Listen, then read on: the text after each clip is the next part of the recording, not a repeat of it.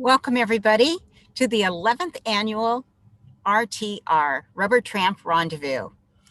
I'm Sue Ann Carlson. I'm the Executive Director of Homes on Wheels Alliance, also known as HOWA, H-O-W-A, the acronym.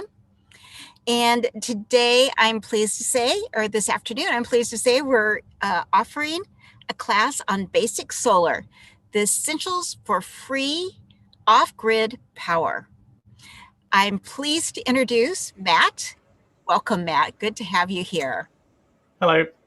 Hi.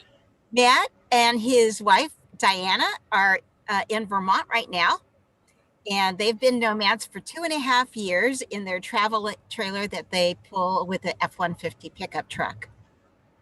Matt and Diana's YouTube channel is called The Adventurous Way, and I'd highly encourage you to visit it at your pleasure. The link for that is down below in the description, and that is below the video.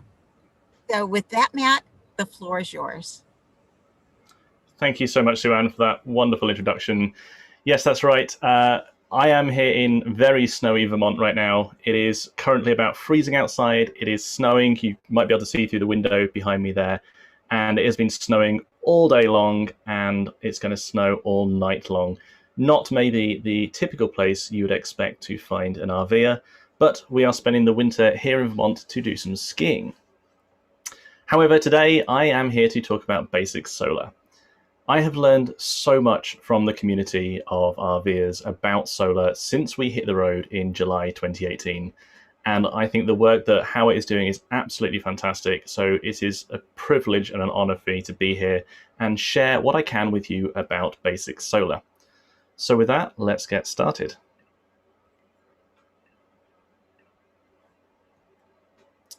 So today, what I want to talk to you about with basic solar is really just that. It is the basics. You're not going to leave here as an expert in all things solar, but at the same time, I'm not expecting you to bring any prior knowledge to this presentation. I'm here to help you understand just the very basics to get you started on your journey to off-grid living with power. Now, some of you may have seen Abby's presentation earlier about boondocking, and one of the things that she mentioned in there was that you can absolutely boondock and camp off-grid without power, but it sure is nice to have. So hopefully after today's presentation, it'll give you a few ideas to get started on your own solar journey. Before we jump in though, who am I? Let me give you a bit of background about what I'm doing here today. So as Sue Ann mentioned, I'm traveling with my girlfriend Diana, and I'm from England. You may have noticed from the accent, I'm not an American, I'm from England. Diana is also a fellow European. She is from Latvia. We met where we used to live in San Francisco, and we hit the road full-time in July 2018. We've been traveling since then in an outdoors RV travel trailer. It's a 25-foot travel trailer. And since we've been on the road, we've done quite a few upgrades to the electrical system on our RV. We have 600 watts of solar on the roof of our RV. We also have a 200-watt portable panel, coupled with 300 amp hours of lithium battle-borne batteries. And we also have a very clever DC to DC charger that lets us charge those batteries as we're driving down the road using the power from our truck. This winter, though, we are not getting much solar. We are here, like I said, in Vermont. The solar panels right now, I think, are under about 2 inches of snow, so there is not a lot of solar coming in. Fortunately, this winter we do have hookups. We are on a full hookup setup here in the park, and we're staying nice and toasty and warm. So in today's presentation, there's 5 main topics that I want to cover. The first thing I'd like to do is give you an introduction to RV electrical systems. Just help everyone understand what the basics are so that we can talk about solar as a group and really understand the same concepts. From there, we're going to look at the different options to generate power. Solar is one of them, but it's not the only one. And I don't want this to turn into a solar sales presentation. I'm here to help you understand whether it's the right choice for you. So we'll look at some of the options. Third, we'll take a look at some of the major components of a solar system. It's not quite as simple as just buying some solar panels and being done. There's a few more things than that, so we'll go through those in this section. After that, we'll talk about something called yield, which is essentially a measure of how much solar power you can expect to generate from your panels. And I'll give you some real world data that we've collected during our 2 years on the road. And then finally, we're going to talk about the way to size your own system. There really is no perfect solar system for everybody, no one size fits all. So in this section, we're going to take a look at how to decide how big your system should be and maybe give you some pointers on where to get started. I'm a firm believer when it comes to solar in starting small and building as you learn and as you understand what your own needs are. That's what we've done in our journey. And in this section, we'll look at how you can do that. And finally, there'll be an exam to make sure you've soaked up all the information that I've shared. I'm only joking. We'll move on to a Q&A session, and hopefully I can answer some of your questions. So with that, let's get stuck in. The first section is all about these RV electrical systems. But before I take you into the RV electrical systems, one of the things that I would like to talk to you about first is safety. Safety is really, really important in so many areas of RVing. Again, Abby talked earlier about personal safety and things when you're boondocking, but safety is obviously an issue that you want to be concerned about when you're dealing with electricity. Now, I'm going to try and show you as much as I can here today to do it safely. But if at any point you do not feel confident doing something, stop. Find someone who can help you, who knows what they're doing, and let them guide you through that process. Never ever take risks. The things that you're dealing with here can be very dangerous. So it's very important to stay safe, but don't be scared. These are things that are very much within the reach of a good DIY person. In fact, when we hit the road, I had no specific experience with solar, and I've learned all of these things since I've been on the road. So anybody can do it if you take your time and you think through what you're doing. But like I say, if at any point you don't feel 100% confident, stop and find someone to help you. Let's start by looking at the RV electrical systems. Now, I've shown here a motorhome, but the reality is this same diagram would work whether you have a much smaller camper or a Class B, or even a travel trailer or a fifth wheel like we have. There are three main systems in an RV that we need to be talking about here. The first is what we're going to talk about as the 12-volt system. The vast majority of systems out there, of RVs, out there, have a 12-volt system. And while there are always going to be some RVs that are built differently, today I'm going to be talking about the normal RV situation. And most normal RVs come with a 12-volt system. What is the 12-volt system? Well, this is what powers your lights, your water pump, all those small devices and things that tend to be built into the RV. It may also power things like your furnace and those slightly sort of bigger devices, but it's still fairly small things around the RV. It may also power some 12-volt outlets and also some USB outlets that you may have around your RV or your trailer. The next system is the 120-volt AC system that you can see shown here with the blue arrows. These are the big devices, or the residential devices, things like your air conditioning unit. If you have 120-volt plugs and outlets in your kitchen to power kettles and microwaves and Instant Pots and all these things, they're all part of your 120-volt AC system.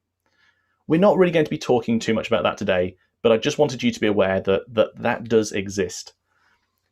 The third system in your RV, you may not think about so much, but it's your vehicle's electricity system itself. This is things like your vehicle lights that come on when you plug in the 7-pin connector on a trailer, or maybe if you're in a motorhome, it's just the chassis battery that powers the engine and the lights and things on the vehicle. I wanted everyone to be on the same page about these three systems so that we can zoom in and we can really focus on that first one, the 12-volt system, because that's where the solar power is going to come in. A lot of people have questions like, can I run my AC on solar power? And it's kind of the wrong way to look at solar. In an RV situation, solar is typically doing one thing and one thing only, and that is putting electricity into your batteries. What you use that power for is up to you. You can use it to power your lights, you can use it with an inverter to power your 120-volt appliances, but all the solar power is ever doing is charging your batteries. So with that, let's move on and talk about different ways to generate power. There's a lot of ways you can generate power, We can talk about wind turbines and all sorts here, but for simplicity's sake, I'm just going to focus on two of them. I'd like to talk about generators and solar panels. First of all, generators. Okay, I know this is a bit odd. I'm giving a talk about solar, yet here I am, and the first slide I've got is all about generators. Well, there's good reason for that. Generators aren't inherently wrong. In some situations, they can be a really valuable addition to your RV, and they can really help out, even if you do have solar. There's some big advantages that they have going for them. They're generally pretty simple and easy. You can walk into a Walmart or a Costco and buy a generator, and it's not that expensive. In fact, a generator can be cheaper than a solar system. They're also really powerful. Even a very small generator is usually enough to run some pretty beefy appliances around your RV, whereas to run those on solar would take quite a large solar bank to recover the power from your batteries as the appliance runs. So generators can be really useful, and I know plenty of RVers who have a generator alongside their solar panels. So if a generator's so good, why would you get solar? Well, the truth is generators aren't that good. They're noisy. This can be a disturbance to you or others around you. When we're boondocking, the last thing that we want to hear is a generator from someone parked a few hundred feet away. We want to be out in nature and enjoying the peace and tranquility. They're also really heavy, and I think this is something that a lot of people may not realize if they haven't owned a generator before. If you need to lift that generator in and out of a truck bed or a storage bay or something else, that's a fairly heavy appliance that you've got to move around. Maybe you have a built-in generator, and that's great. It can run as part of the RV, but just know that it does take up a lot of space and weight within your RV. Generators are not free to operate. You have to put fuel in a generator. That means, one, spending money on fuel, and two, making sure you carry fuel around with you. We don't actually own a generator, and we never have done. But I know from a lot of RVer friends that having to make sure you've always got some gas for your generator isn't always the easiest thing, especially if, for example, you have a diesel truck. Now you're carrying around a can of gas just for your generator. It can't even be used for your vehicle as well. And lastly, generators need maintenance. These are not buy and forget appliances and devices. These are things that on a regular basis need oil changes and filter changes and things like that to keep them in top working condition. If you don't stay on top of the maintenance, the generator won't keep working. So these are not a hands-off device. So now we've talked about generators, let's flip over and talk really about what we're all here to learn about today, solar panels. Now, I love solar. Like I said, we have never owned a generator since we hit the road. We've been almost entirely reliant on solar when we've been off-grid. And honestly, there's some big advantages to solar. They're not that expensive. They do require an investment, but compared to prices several years ago, they're so much more affordable now than they've ever been. They're also silent, like zero noise. There's no hum, there's no buzzing from them. They are completely silent. And when we're out in nature, knowing that our rooftop solar panels are doing their job, silently keeping our batteries full, that's pretty cool. And the other great thing is they produce free power. They're just sitting up on the roof all day long, and as long as it's sunny, we've got all that power coming in. We spent a long time boondocking in 2020. In fact, we did 100 days of boondocking during 2020 in one go. We did all of this using our solar panels, and there is nothing more fun to me than knowing that everything that we're doing in the RV, whether it's powering our lights or charging our laptops or running an Instant Pot, we are doing it for free. We're not relying on electricity coming in from a generator or even from shore power for most of the time, where we're reliant on the grid system. No, we are independent, we are off-grid, and we are generating free power.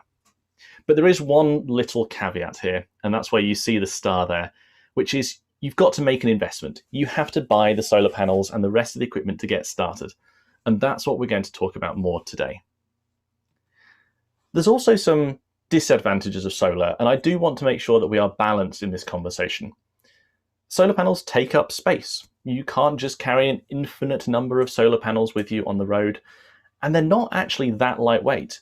If you've ever tried to move a portable panel, you'll know what I'm talking about. But it goes beyond that. I often hear on online forums people quipping, you can never have too much solar. There's no such thing as too much solar. Well, there might be.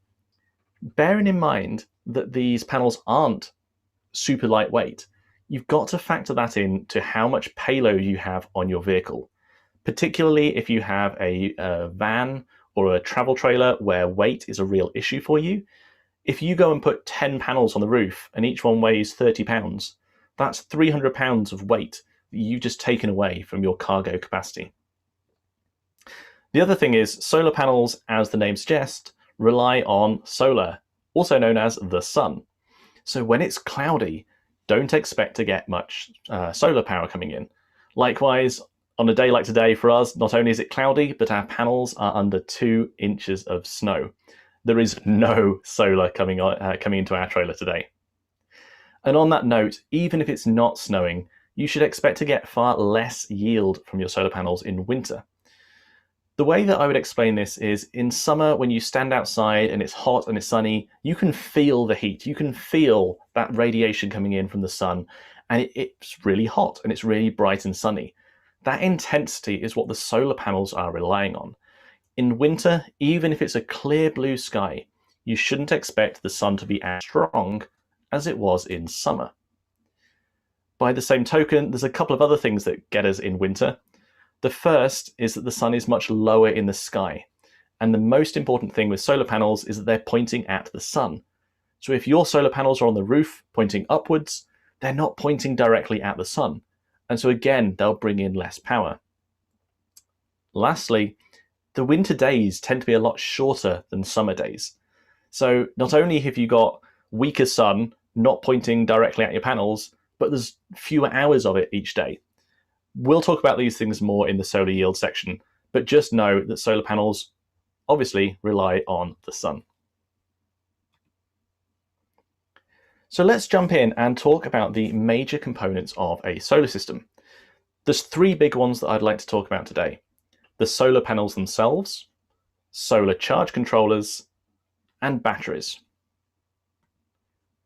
There are lots of different types of solar panels out there, but the 2 that I'm going to talk about today are portable solar panels and rooftop solar panels. If you're interested in exploring some of the other options, go for it. There's lots of different things out there you can do in terms of flexibly mounted ones, but today we're just going to keep it simple to these 2 types. This is a portable solar panel in the photo here that I actually made myself, or I made at least the stand, using 2 regular solar panels that we bought online. Portable solar panels can be a really, really good addition for your RV. They're really, really easy to set up. You can buy them online, and often they're plug and play. You can buy them, connect them to your batteries, and you're good to roll. Remember as well, I just talked about how making sure that your solar panels are pointing directly at the sun is really important. Well, with a portable solar panel, you have a lot more control. Yes, you can get tilting panels on the roof, but they're a bit tricky to use. You've got to climb up on the roof every time, and they certainly don't usually have the ability to turn. With a portable panel, you can turn that, you can tilt it however you need to get it pointed directly at the sun. And speaking of which, if it's hot in summer, the last place you want to park your RV is in the middle of a clearing where it's going to bake in the sun. But if all of your solar panels are on your roof, that's exactly what you have to do. A portable panel has a big advantage here. You can park in the shade and then position your portable solar panel in the sun while your RV stays cool in the shade, and the portable solar panel generates all your power. So are portable solar panels the perfect solution? Well, not quite. There are a few downsides to them. The first is they can actually be really expensive, and I would urge anyone who's looking to buy one, do your research and shop around. Look for deals on these. If you compare the price of a portable solar panel to a rigid normal solar panel for going on a roof, you'll find that the portable ones can be significantly more expensive. And actually that's one of the reasons why the portable panel you see in the photo is one that I made myself, because I did that for less than half the price of having bought that as a portable solar panel. The second thing is, and I did talk a little bit about this earlier, they can be quite heavy. And this one I think weighs about 50 or 60 pounds. So again, just bear that in mind. If you're looking to have a larger portable solar panel, it could get quite heavy. And think about where you're going to store it as well. This one in the picture is one that can fold down and collapse, but they're not all going to be like that. As we learned the hard way as well, these can sometimes develop legs. We were sadly camping out on the California coast in a ranger-patrolled state park about 12 months or so into our RVing journey, and I woke up the next morning to find that our portable solar panel was no longer with us. It had become incredibly portable. It had left. It was locked to the trailer. We had a cable lock that was locking it to the trailer, and in the middle of the night, someone had come along and cut the cable and the cable lock and stolen our panel. So just do think about that. Make sure that you've got a way to secure it, or bring it in at night if you're concerned. Same if you want to leave your site during the day, think about the safety of that. It is much harder to steal a rooftop panel. Speaking of, the other option you've got is to install some panels on the roof. Again, this is a photo from our own RV, and you may notice those solar panels look very similar to the previous photo on the previous slide. And that's because those panels are exactly the same. When I built my portable panel, I chose to use the exact same panel that we'd already installed on the roof, so that I had spares if ever anything went wrong on the roof, but also if I changed my mind and I didn't want to deal with a portable panel anymore, I could simply take off the hinges and the brackets and things and mount those two on the roof as well. So let's talk about why rooftop solar panels might be a good option for you. The first is they often can make good use of unused space. Now, depending on what type of vehicle or RV you have, you may not have a lot of space up there. I know particularly for some Class B vans, this can be an issue. But if you've got a larger trailer or a fifth wheel or a Class A, you may find you've got a lot of space on the roof that is otherwise doing nothing. So rather than deploying all these portable solar panels, you can have your roof working for you. They're also permanently installed. So one, this is great from a theft perspective. They're not going to get stolen very easily because someone would have to climb up there and disassemble things. But they're also just not, you have to think about them. They're just always there. They're always doing their job. And it's really nice to know that you can pull up in a site and you don't have to deploy your panels and things. On the same vein, they also work while you're driving. Your roof is always facing the sky, and as you're driving down the road, all that power is coming in and charging your batteries. So if you've got a long driving day, that makes a big difference.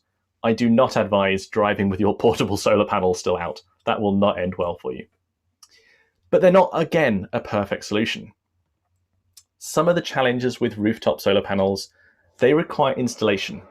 Remember I said with the portable solar panel that it's very easy to set up and get started? Well, with the rooftop panels, it's a little bit trickier.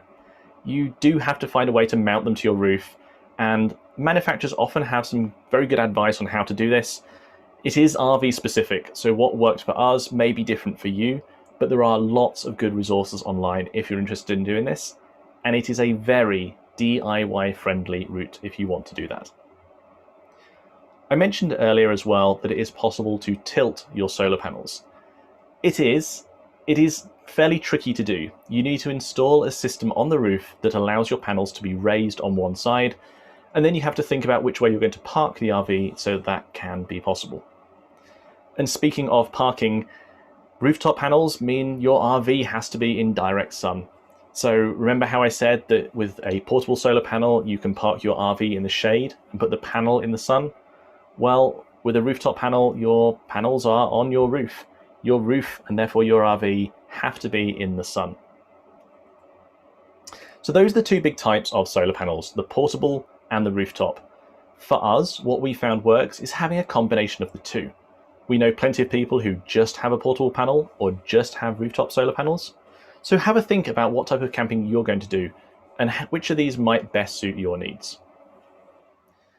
The next big component in your solar system is the charge controller, and there are two types of solar charge controller. But before I jump into that, what is a solar charge controller? Well, to put it simply, your solar panel has wires coming out of it that are producing electricity, but it's not quite the right type of electricity, if you like, to go straight into your batteries. the voltage often needs adjusting to charge your batteries at the right rate. And that's exactly what a solar charge controller does. You can think of it a little bit like a charger for your phone. Your phone has a battery in, and when you plug that into your car to charge your phone charger is acting like a little charge controller. And that's exactly what a solar charge controller does for solar panels. It allows them to charge the battery. There are two types of solar charge controller that we're going to discuss today. PWM, which stands for Pulse Width Modulation, and MPPT, which is Maximum Power Point Tracking. Now, we're not going to get into the intricacies of how these work, but I would like to share some pros and cons of each type with you, because that is a big decision you'll need to make. PWM are the simple charger. They've been around for a long time, they're straightforward, they're durable, it's easy to find waterproof ones. They're also pretty cheap. In terms of solar charge controllers, this one here that I've got, I think this was a 30 amp PWM solar charge controller. So this would be good for about 300 to 400 watts of solar. And this cost about $40 to buy brand new from Renogy. And I just pulled these off the Renogy website the other day to give a good comparison. They're also pretty lightweight. You can see this one's about 6 by 4 inches and weighs about 10 ounces. So this thing is pretty small, but still packs a pretty big punch. The downside is they're not that efficient. They're usually somewhere around about 75 to 80% efficient. What this means is you lose about 25% of all the power from your solar panels before it ever makes it to your batteries, which means you need more solar panels to make up for it. If roof space is a real concern for you, that could be a problem. The other type of solar charge controller are the MPPT solar charge controllers. These are the other end of the spectrum. These are way more efficient. We're talking about 95 to even 99% efficient. They also have another big advantage that I'm not going to talk about too much today, but they allow for a higher panel voltage. So you may have heard about having 12 volt or 24 volt panels and making sure you match them correctly to your batteries. That's really important with a PWM controller. You need to make sure that if you have a 12 volt battery, you have a 12 volt compatible solar panel. And that's because the PWM controller can't do anything fancy with the solar panel, but an MPPT controller can. So you can have a really high voltage from your solar panels, and that's fine for an MPPT charger, which will pull it down as it needs to for your batteries. There are some problems though. These are expensive. This one here, again, Renogy 30 amp, and these aren't necessarily ones that I'm saying are the best ones out there. These were just examples. It's $140 compared to just $40 for the PWM. Significantly more expensive. Not just more expensive, but look how big and heavy they are. This thing is huge. 9 inches by 7 inches, and it weighs 4.5 pounds. These things are big. We have one here in our trailer. They are good, they do their job, and they work really well. If you do have a smaller system, or you're looking just for a solar charge controller for maybe a portable panel, I would probably be looking at the PWM. If you're looking for a bigger installation with rooftop panels and things like that, I'd probably start leaning towards the MPPT. But again, I'm just giving you the facts that you can make an informed decision based on what works for you. Now, the third component I'm going to talk about today is batteries. I could give an entire presentation on batteries and the difference between them, but I'm just going to talk about them with regards to their effects for solar. The two types I'm going to consider are lead acid, and I'm kind of lumping together flooded lead acid and AGM in that bucket there.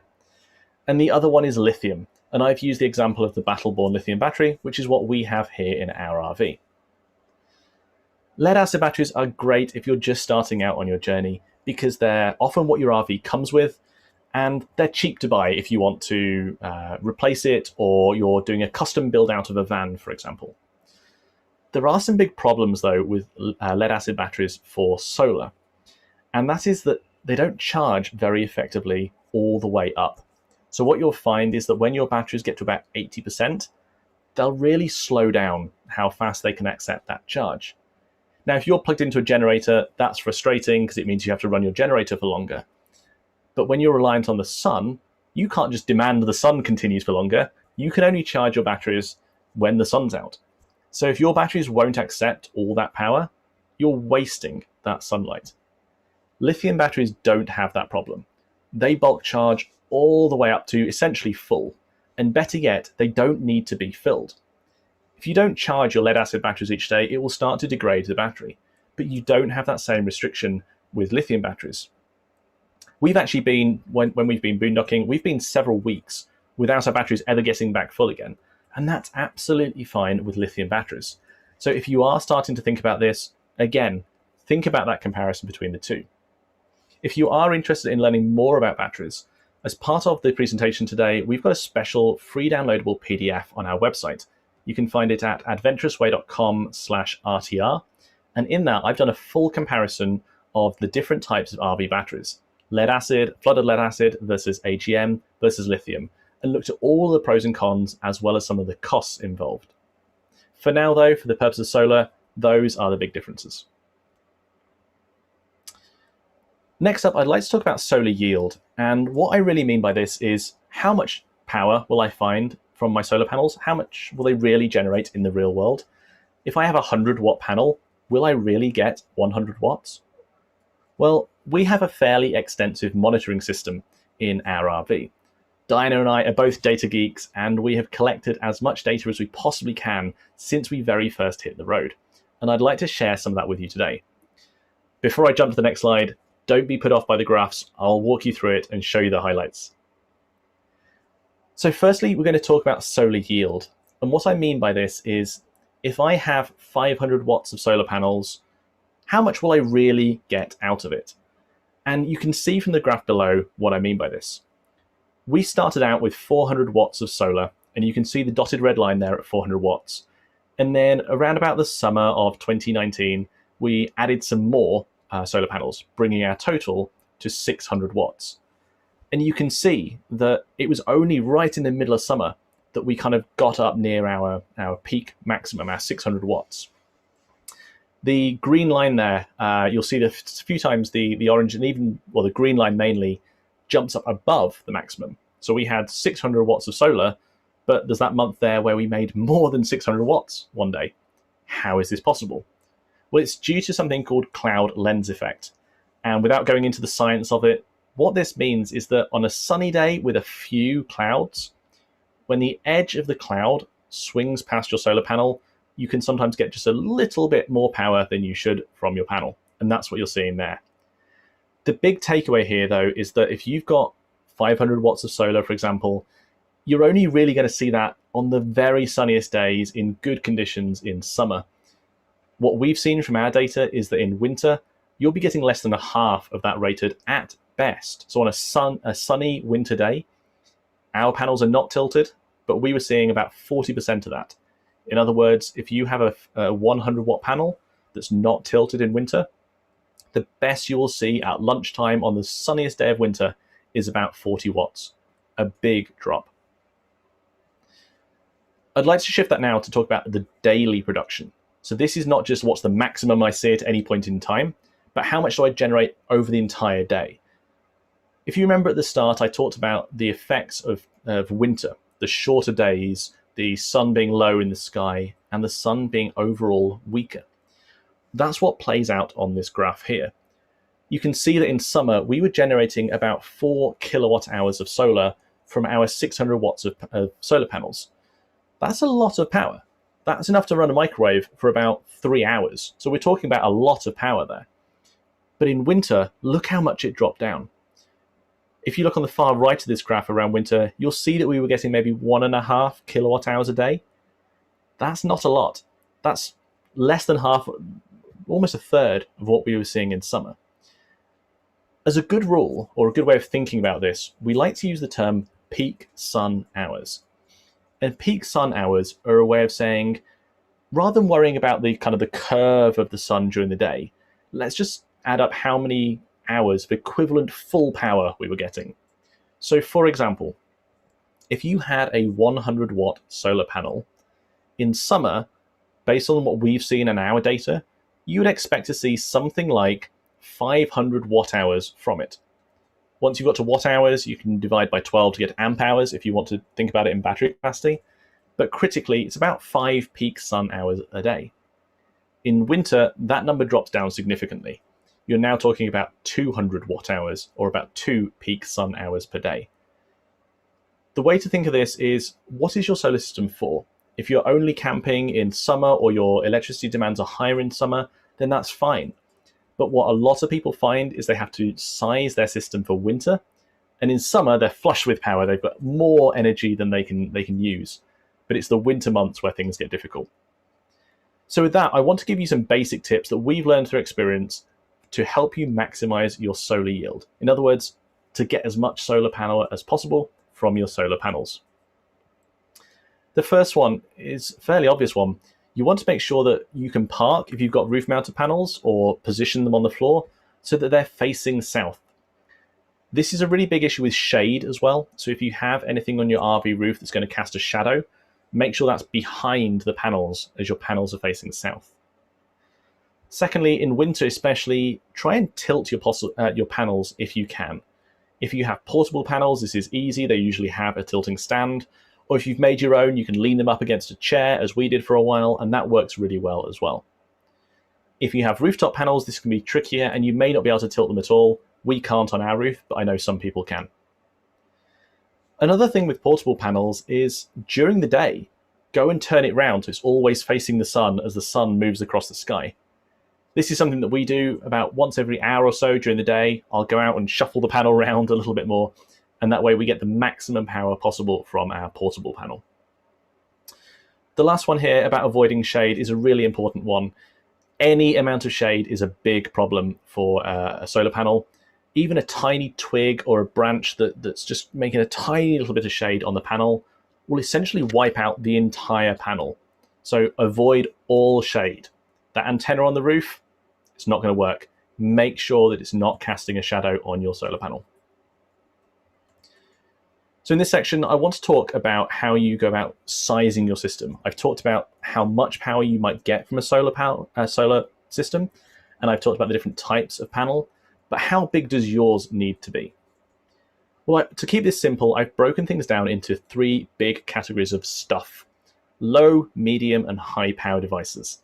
So as I'm going through this, think about how many of each of these you have in your RV, and also think about, do I want to power all of these from solar, or may I just wait until I'm in an RV park or use a generator for those things? The first is low power devices. These are typically small handheld things or portable things, phones, tablets, cameras. If they charge from USB, that's a good sign that they're a low power device. And we're generally talking with things that have a power consumption of about 30 watts or so, a maximum of 30 watts or so. If you're running things that are mainly in this category, and that's really what all your use cases are and your needs are, you'll probably be fine with a much smaller solar system. Maybe a portable panel or 2 is all you need to keep yourself charged off-grid. This is how we started out. When we hit the road, we didn't try and do anything too clever. We just powered our phones and laptops and lights and things, all low power devices, and that's how we were able to survive with just a 100-watt portable solar panel for several months on the road. The next step up from this is the medium power devices. Some of these may require, or in fact they often require, an inverter, or you need to get 120-volt AC power to them. So you often need an inverter to run these. A good sign for things in this category is they often have a power brick. So you know that block that plugs into the wall at one end and then a cable runs off to your device? If they have one of those, that's a good sign that you're looking at things in this category. We're talking things here like small kitchen utensils, like small handheld blenders, laptops, TVs, things like that, but also things like the furnace in your RV. You've heard people talk about waking up in the morning and finding that their RV batteries are dead because they ran their furnace. That's because it's a medium power device, and running that all night long will soon eat up your batteries. The last category of stuff, predictably, is the high power devices. These exclusively run on AC power, 120-volt AC power, or they're hardwired into the RV. So we're talking here things like if you have an electric fireplace or an electric heater, an air conditioning unit, and a heat strip. A lot of these things also happen to be, or tend to be, kitchen appliances, instant pots, microwaves, electric kettles, induction stoves. If you have things in this category, You need a big solar system to offset the needs that they have. These are things that we can run for short periods with our system of 600 watts on the roof and 200 watts portable. But realistically, to use these properly off-grid, you're talking probably a 1500 watt solar system or more to charge your batteries up each day. So for those low power devices, a small couple of portable panels will probably work. If you want to be running more of the medium power devices, a solar system somewhere around like a rooftop system like ours, a smaller rooftop system is probably good. And then for high power devices, you're looking at a much larger system. Excuse me, Matt. I need to let the folks know that are watching your video right now that we're going to open the chat up so they can send you some questions. And Wonderful, thank you. yes. For those whose chat does not pop up on YouTube, please refresh your screen. By doing that, you just find that round arrow. It's either in your upper left typically, or it's part of the bar where you type your addresses in. Thanks for letting me interrupt you, Matt. Please go ahead. Absolutely, thank you so much. So the last thing I want to talk about in this section is an electrical audit. You may have heard of this before. An electrical audit is a way of saying, how much power do I really need? And to do this, you need to add up the power that all of your devices use so you can get an estimate of how much power you're going to need. There's a few ways that you can do this. One of my favorite ways to do it, just because it's quick and easy, is go to an RV park and plug in and make sure the RV park has a meter on the electricity, has an electricity meter on the shore power plug. And using that, you can then see exactly how much power you used overnight. Now, again, make sure that you behave much as you would when you are off-grid, and there will be some differences due to the way the shore power is a little different to the solar power, but it gives you a pretty good ballpark for how much power you're using on a daily basis. To look at individual devices, if you want to know how much a particular plugged-in device is going to use, you can use something like this. This is called a kilowatt. You plug this into your outlet and you plug your appliance into this, and it'll tell you exactly how much power you're using. You can buy these online or at Walmart, and they work great, but you can only really plug in one appliance at a time. There is one little trick you can do. Only do this if you have very low power needs, but using some adapters, you can actually plug your whole RV into shore power through one of these. Again, you have to be very sure that you're not running anything big. I wouldn't run any large appliances like a microwave or a kettle, but that can be a good way to see how much power your RV is using in its entirety. The third way is to look at the device. Particularly things with a power brick or any kind of power plug, they'll often say on them exactly how much power they draw. Sometimes this will be expressed as volts and amps, and just multiplying those two together will tell you the total. So for example, if it says it uses 5 volts and it's at 2 amps, you know that's about 10 watts. 5 times 2 is 10. Similarly, with larger appliances that run on 120 volt, they might say 120 volt and 3 amps. 120 times 3 is 360 watts. But by far the best way to do this is to use a battery monitor and a shunt. Shown here, I've got the Victron BMV712, which is a Bluetooth battery monitor. This is the most accurate way out there that you can find out exactly how much power you need. This is a topic that, again, could be a presentation unto itself. I will say that there's a fantastic blog post on Chris and Cherie's website, Technomadia. They have a very detailed blog post all about how to do an electrical audit on your RV and add up all of these different fields to find out the total. Once you know how much power you need on a daily basis, that's your guide to deciding how much solar power you're going to have to add to your RV. But just remember, you can start small and build up. I said this right at the start of the presentation, that one of the things that you can do is just start with a 100 watt portable solar panel. Start with something small. See what that does for you. See if that gives you some more freedom. Maybe it's not enough to offset all of your needs, but maybe it lets you run the generator just that bit less. Or one of the things we hear from some people is they had to run the generator a lot during the day, but now what they do is they run it just once in the evening to top the batteries up again. So that way they get peace and quiet for most of the day, and then they can run the generator later. Or again, perhaps that small solar panel is enough to run all of your small low power devices. charge your phone, and those things. And the batteries will stay full with your solar panel if you do that.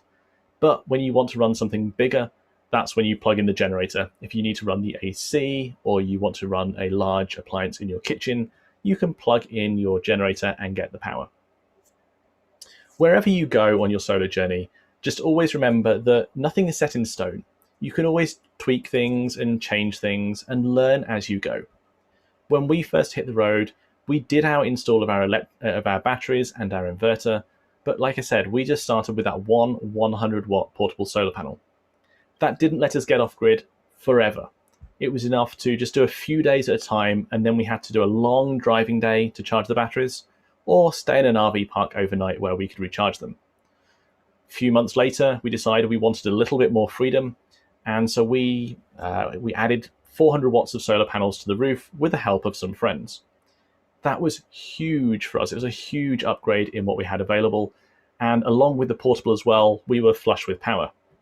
Sadly, it was just a few months after that our portable solar panel was stolen, and so rather than buying a new one, we decided to put 200 watts of panels on the roof.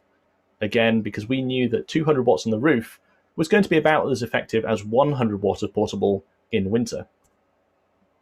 The 600 watts was great until we got to winter and we found that all of our good energy-saving behaviors had been forgotten because we'd been so flush with power in summer. And so that winter, we built our own DIY 200-watt solar panel. So you can see it was over a year between when we hit the road and when we ended up with a system that we felt really worked for us. And every time we added something, it just gave us a new ability to learn what worked for us. That system has been working great for us now for over a year. Most of 2020 we spent dry camping. COVID forced us to move in areas that we weren't necessarily going to be in, so we were in one spot for a long time. And it worked really well. The solar power that we had coming in was plenty for what we needed. And it's given us this huge freedom to do the boondocking and the type of camping that we dreamt of when we hit the road. That is the end of the presentation today. So we're going to move over to a Q&A so that I can hopefully answer some of your questions. And just as a reminder, if you haven't done already, check out our website at adventurousway.com/RTR, where we have that free downloadable RV battery comparison guide that will help you on your journey to choosing the right type of battery to go along with your solar system. Thank you very much. Wonderful, Matt. So, and thank you everybody for sending in your questions. Keep them coming in. Let's get started. Steve W. asks, can I install used solar panels? That is a good question. Yes, you absolutely can. So when it comes to used solar panels, the things to watch for are, one, make sure that you know what you're buying. Really old solar panels will degrade over time. So just make sure that the solar panels are still working.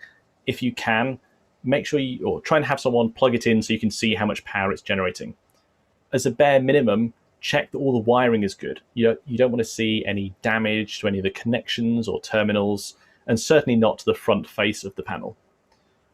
On that subject, you can actually run a solar panel that is broken on the front, but I don't recommend it. I do know some people, in fact, we broke a solar panel. A strong wind blew over one of our panels before we managed to mount it on the roof.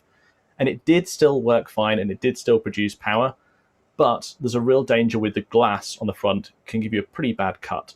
So yes, you can use solar panels, and even if they're damaged, they can still work. But if you're buying one used, I'd make sure it's in good condition, see if someone can test it out for you, and make sure that you know how much power it's generating, but then you're good to go.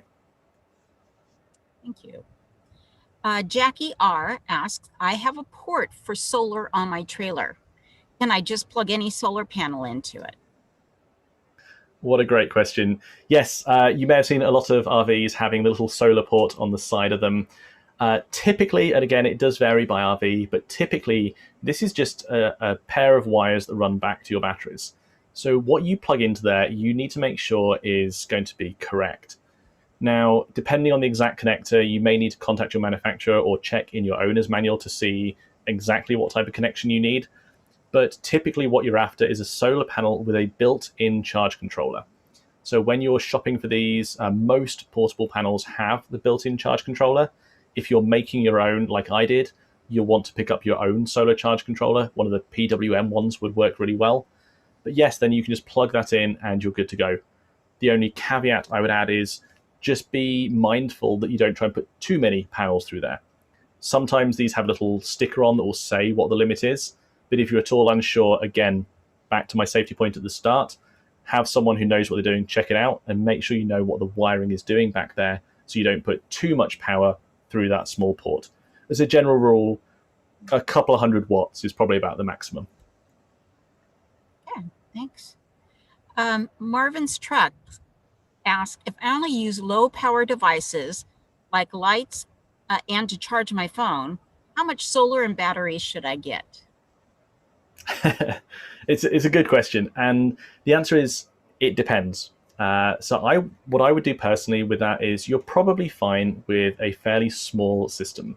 A portable solar panel is probably going to do pretty well for you, but it really depends on how often you use those devices. My suggestion here would be start small. Start with a 50-watt panel or a 100-watt panel. A portable one would work pretty well for you, I imagine, and see if that's enough to offset your needs. If it is, great, you've got it. If not, you can always add some more panels later if you need to. But start small and build up. Good advice. Okay, this person's name is In My Own Mind, and they ask, do all my solar panels need to be the same type?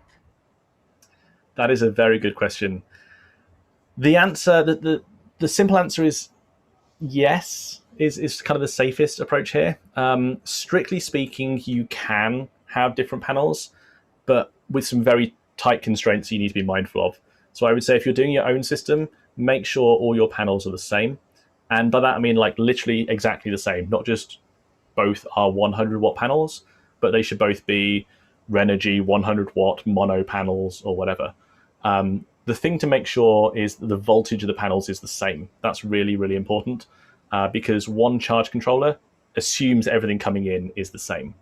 So what we did, like I said, when we built our portable panel, was use the same panels on the roof because I knew we could get hold of these easily. And if ever we broke a panel, we had 2 spares, or we could buy a new one if we needed to.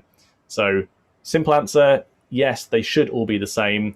But if you really want to do something with different panels, you can, but you need to do a bit more research first. Okay.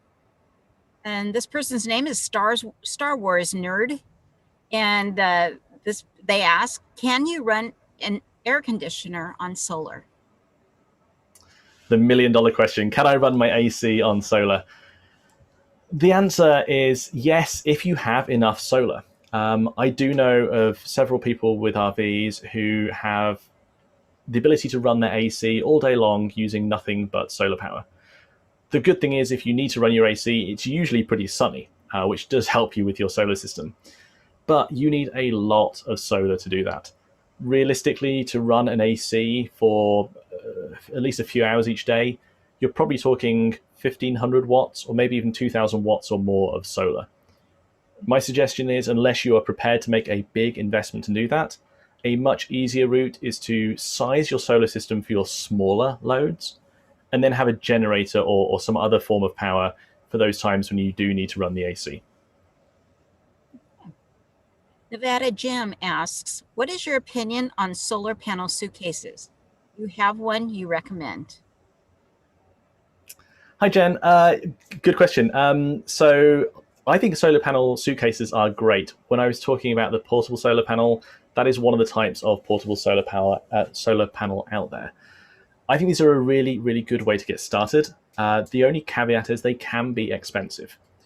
We started off with a 100-watt Renogy panel, and as I said, it was almost twice the price of an equivalent non-folding suitcase Renogy 100-watt solar panel. It worked really well. I think the fact that it's movable and portable is great. You can tilt it to face directly at the sun. And in winter, it will be about twice as effective as a flat roof-mounted 100-watt solar panel will be. So in that sense, yes, I think they're fantastic. I wouldn't necessarily recommend any specific one. The only one I have experience with was the 100-watt Renogy that we started with. The one thing I would say, and I did mention it in the presentation, but just to stress this point, is be really concerned about the security of them. Make sure it's locked up to something secure or brought inside at night or when you're not at camp. unless you're sure that you're in somewhere safe, because they do have a tendency to develop legs otherwise. Okay, Travelin' Wilberries asks, I have a fiberglass roof. How do I attach panels to it? That's a good question. I'm not going to be an expert on fiberglass roofs. That's something where I'd recommend doing some more research online. Whatever type of roof you do have, there will be a way to fix solar panels to it. It may just take a bit more research. I know that some people have done fiberglass roof installs with slightly different fittings and things. So just do some research to find out exactly what type of fittings you need for your roof. And the same applies to other roof types as well, other materials. If you're concerned about the thickness of your roof and screwing into it, make sure that you can find some of the rafters or the studs underneath, and so that when you sink some screws in there, you get them in really secure. And just on that topic of, should I be scared about drilling holes in my roof? That is like the scariest thing to an RV, is putting holes in your roof. As long as you do it properly, you shouldn't have any issues whatsoever. The instructions will vary slightly based on your installation method, but as long as you do it properly, you shouldn't have any problems with that whatsoever. Problems meaning leaking, right?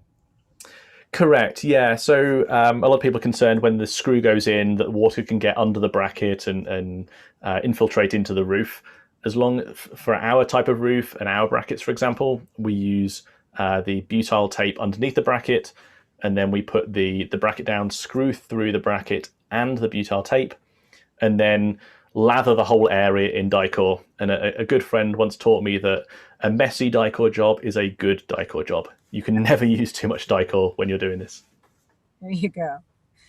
Okay, Bob Ledlam, after the battery, what fuses or protection do you recommend? Yeah, so fusing the system is really important. I personally would recommend some of the DC breakers on sort of around your solar charge controller. So what we have is we have a DC breaker on the between the solar panels and the charge controller, and another one between the solar panels and the batteries. On the output side of the batteries, like the master side of the batteries where your disconnect switch is, I would generally recommend either a breaker, or on a larger system, you want to have a catastrophic fuse, a T fuse in there. That's what we've got, and that works really well. Touch wood, we've never blown that fuse because they're not particularly cheap, but it's a good kind of backup insurance policy. The advantage of the DC breakers on either side of the solar charge controller is it allows you to isolate the solar charge controller if you need to. So let's say that you want to do some maintenance on your roof, you want to install some new solar panels or something similar, you can disconnect things using those breakers and tripping them down there, which makes that much easier. I found a lot of success using switches and fuses and breakers from a company called Blue Sea Systems.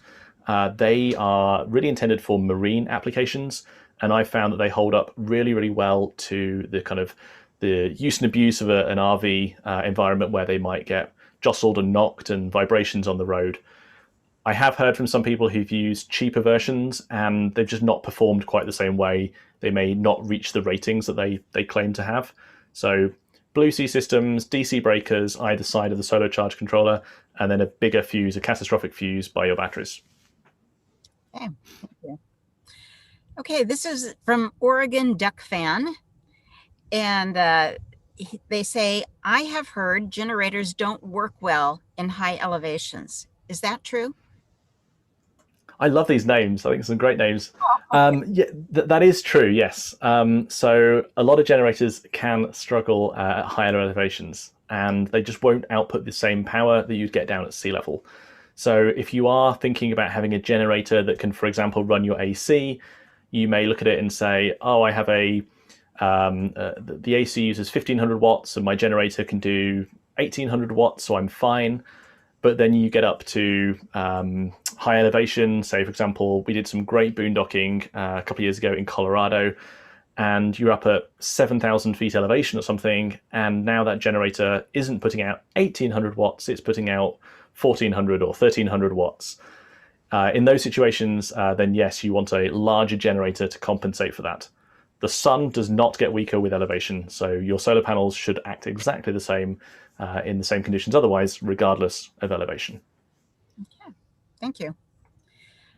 Izzy asks, what are flexible solar panels and can you put them on your roof? Yeah, so another type of solar panel I didn't talk about today is the flexible solar panel. You may have seen these, they're increasingly popular. They're the ones that you can kind of like bend and they flex, unlike the glass rigid panels that we have on our roof. I don't know a huge amount about these. We did look at them, but at the time we just didn't feel they were right for us. You want your panels to be on the same plane generally, so you don't want them too curved. They won't work as efficiently. But you may find that the roof layout that you've got is better suited to the flexible panels. They can also work really well for like a stealth vehicle. So if you're trying to have a van that is less obviously an RV, for example, the flexible panels, because they adhere to your roof, they don't stick up as much. So if that's something that appeals to you, then the flexible panels may work. But for simplicity, unless you have a specific need for them, then the rigid glass panels can also work very well as well. Okay, thank you. Tropical Storm Judy asks, what could I power with a 100-watt portable solar panel? A surprising number of things. So if you think back to at the start when I said that solar panels don't directly power things, what they do is they charge the batteries, and then your batteries power those things. So a 100-watt solar panel can do a lot, but it may not be able to keep your batteries topped off. The way that I would think of it is how much power will it generate in the course of a day? So if you remember, I talked about peak sun hours. So in summer, that 100-watt portable panel would produce about 500 watt hours, maybe a little bit more because it can be tilted and things as well. And then in winter, maybe about 2 peak hours, so about 200 watt hours. If you take one of your appliances, so let's take your furnace, for example.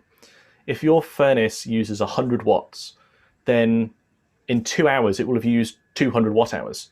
So you could only run your furnace for about 2 hours on a full day's charge of a 100-watt solar panel in winter. But in summer, if you did, for some reason, want to run your furnace, still at 100 watts, you could get about 5 hours worth of usage out of that. If you're looking at smaller things, say, for example, maybe an iPad that uses about 30 watts, a 100-watt solar panel in winter producing 200 watts, that would give you somewhere around like 10 hours out of your, no, about 6 or 7 hours out of your iPad to charge it back up again. So generally an iPad won't take 6 or 7 hours to charge. So even in winter, a 100-watt solar panel would happily fully charge an iPad every day, assuming it's sunny. And then if you have more than an iPad, do you just add the power that each of them takes? Exactly. And so that's one of the things, if you step through and you do that electrical audit, you can add up all of the different things that you use, and that will tell you the total number of watt hours each day that you need to generate back to replenish your batteries. So if you add all those things up and you say, well, I'm using an iPad for 3 hours, and I'm using my lights for 6 hours, and I'm using my furnace for an hour, and you add all these things up, you might get to a total that says, I need 1,000 watt hours a day of energy to be replenished by my solar panels. And so you know that if I want to get 2 peak sun hours, or I'm expecting to get 2 peak sun hours in winter, 1,000 watt hours divided by 2 hours is 500 watts. So I would need about 500 watts of solar to offset my needs on a sunny winter's day. But that same amount of solar in summer would generate a lot more power, because it would be 5 peak sun hours for the summer value, multiplied by the 500 watts of solar, 5 times 500, 2,500 watt hours of power. You're going to be flush with power. You can run whatever you want now. Thank you. That seemed really straightforward and clear to me. I appreciate it. What tools, this is from Adventure on 3 Wheels. What tools do I need to get started installing a small solar system?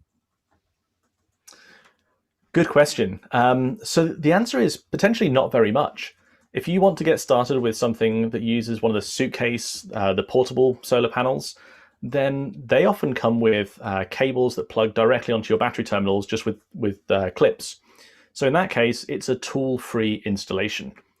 If you want to do something a little more advanced, you want to do maybe a roof-mounted panel or something like that, you're not going to need anything beyond basic tools. I would recommend a drill to pre-drill the holes, and then a screwdriver and a couple of scrapers and things to clean up around it. A few wrenches and things to sort things out, but nothing beyond basic hand tools. We did an installation this summer on a friend's Airstream. We did that entirely off-grid with no access to kind of shore power or anything like that, using nothing but the basic tools that we carry around on the road for just general maintenance in the RV. Very good. Sherry Jackson says, Matt is superb. How many watts of solar for full-time 8 to 9 hours a day with a Dell laptop, a docking station, and 2 monitors with a hotspot cell internet? Well, first, thank you so much. So I'll try my best to answer, but I'm going to caveat it with do a proper electrical audit and go through those appliances and add up exactly how much power. Typically, a laptop is drawing somewhere in the region of 60 to 90 watts. So if you're going to be using that for, I think you said up to about 9 hours a day, you're probably talking somewhere around 600 watt hours of power. Monitors, similar to a TV, tend to draw about 20 to 40 watts, somewhere in that region. So again, if you're adding a couple of those in, you can keep adding up the numbers. My guess, if you went through all those things and added them up and then added in things like lights that you're also using, you would probably find that a system similar to ours would probably be about right, where we have 600 watts of solar on the roof and 200 watts deployable. And the reason for that is that in summer, we really don't need to put that portable panel out. The sunny days with long days of strong sunshine are plenty to power 2 laptops and everything else that we have in the RV. But in winter, when the sun is lower, the days are shorter, that portable panel is really valuable. The only other thing I'll just add on this, since you mentioned specifically laptops and monitors, one of the things that we did in our RV when we first hit the road was we went on a campaign to find anything that was using 120 volts that could possibly be running off DC, 12 volt DC power, and we found adapters for them. So for example, you may find that your Dell laptop, you can buy a car charger for it. This then means that you can run that from your 12 volts directly rather than needing the inverter. And the reason that that's important, I didn't go into in this presentation, an inverter isn't 100% efficient. So your laptop will use less power if you can power it from 12 volts than it will if you have to convert your 12 volts to 120 volts to power it. So as you're looking at creating, particularly any device that you're going to use for many hours a day, try and find ways to power them directly from 12 volts. We've both got laptops, Diana and I both have laptops that run off USB-C, and rather than using the power bricks that they came with that plug into an AC outlet to power the USB-C, we bought car chargers online so that we can run these off 12 volts. You may also find similar things for your monitors as well. And if you can do that, you may get away with even a slightly smaller solar system. Thank you, Matt. I have lost track of time here, so we're a little over. I apologize, but thank you very much. This has been a wonderful presentation, very, very informative. And I do want to remind folks of your YouTube channel, The Adventurous Way, and if they'll go into this description below, they can find that and check you out there.